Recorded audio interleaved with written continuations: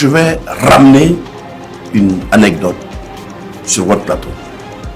Lorsque, à l'avènement du MPCR-1, c'est bien l'équipe du capitaine Ibrahim Traoré avec le président Damiba qui sont coalisés pour dire que le président Roch-Marc Christian Kaboré n'arrive pas à régler la situation.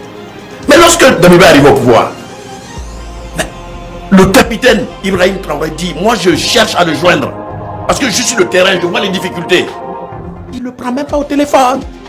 Il ne le prend pas au téléphone. Il est venu à Ouagadougou pour le rencontrer. Il est venu à Ouagadougou pour le rencontrer et il n'a pas pu le rencontrer. La révolte du président Ibrahim Traoré est partie de là. Mais qu'est-ce qui se passe? Dès qu'on accède au pouvoir, on oublie l'essentiel. Personne, je crois que mes prédécesseurs ont déjà tout dit. Personne ne peut dire qu'il n'y a pas eu d'avancée. Il y a eu une avancée. 25 bires en un an. Plus le gumi. Mon ami Traoré, Ouedraogo l'a appelé. Tout a été dit.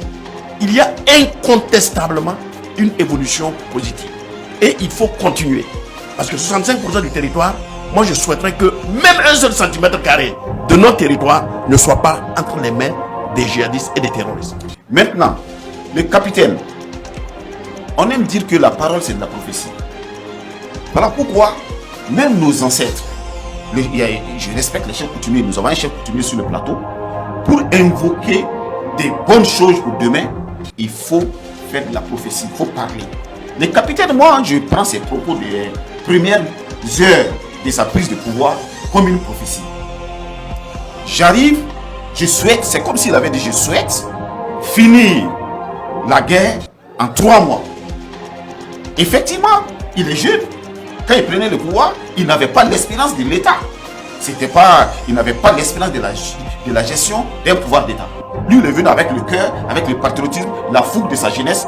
Il croit que l'arme, quand on fait crépiter l'arme, on peut juger rapidement, résoudre un problème. Mais les problèmes étaient plus complexes que cela.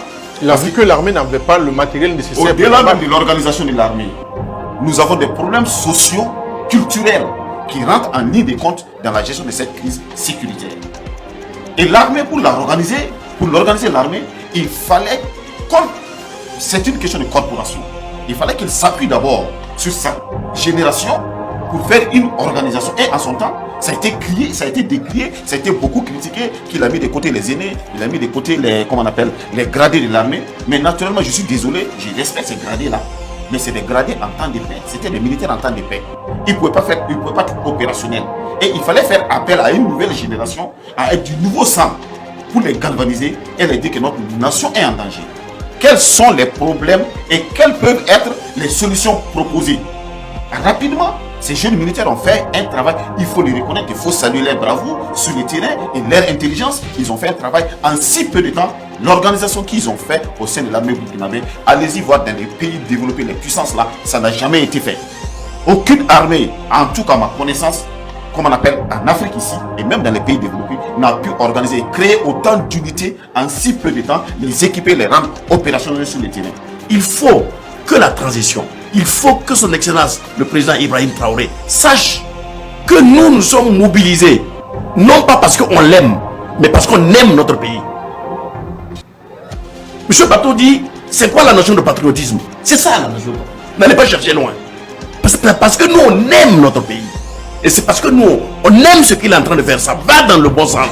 Mon confrère a été au barreau de Marseille pendant longtemps. Moi, j'ai fait 33 ans en France. Je sais de quoi sont capables les Français.